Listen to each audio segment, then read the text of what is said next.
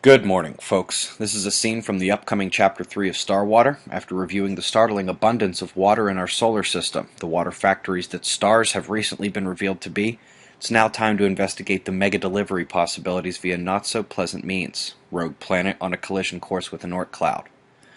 Global climate report for October came out. Extremes take the cake. Look at ice melt and heat in the northern events contrasting with that killer early snowstorm out west in the U.S.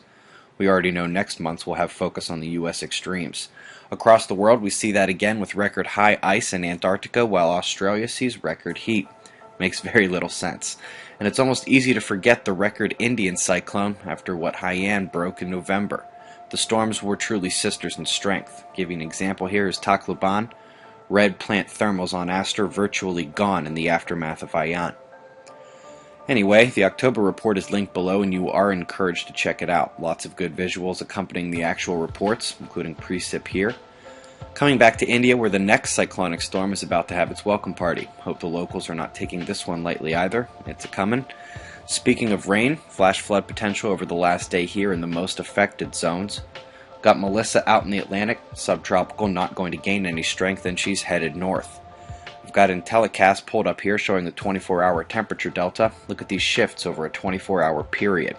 For those newer to the channel, this happens when a powerful low-pressure cell is laterally next to a high-pressure system which spins clockwise, opposite to the counterclockwise low, but where they meet in the middle, both are pulling up, north. And while the high pushes out, the low is somewhat sucking in, so that curve gets tiny up at the top and kind of cut off from the frame here, but you see how warm and cold are smashed together. That's how you get big weather. Normally I make you go find Bruce Gary's images on his site, but I just can't ignore this one. Beautiful, showing side jets to the comet. As always, their site is linked below and will continue to be until the comet is gone.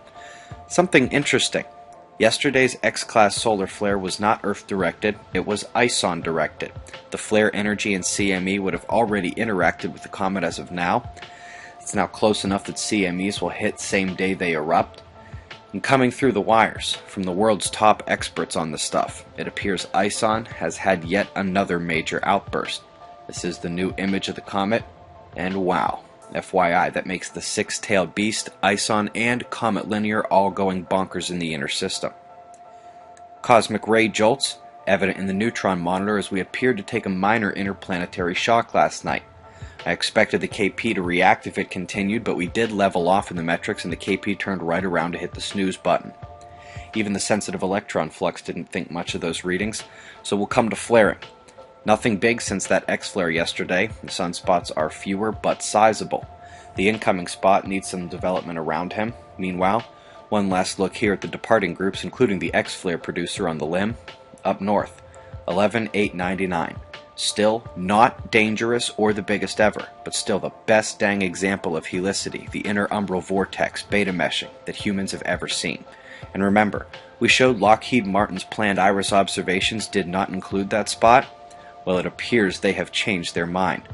More shots of that spot in a moment, but we'll end with the maintained coronal hole power complementing the space weather to give a localized uptick in the area near the Mariana Islands down to Antarctica. The southern bit of the globe took that near 8-pointer days ago. We might not have seen the end. Shots of our star to close, starting with the super spot. Eyes open. No fear, it's 6:20 a.m. Eastern Time and that's the news. Be safe, everyone.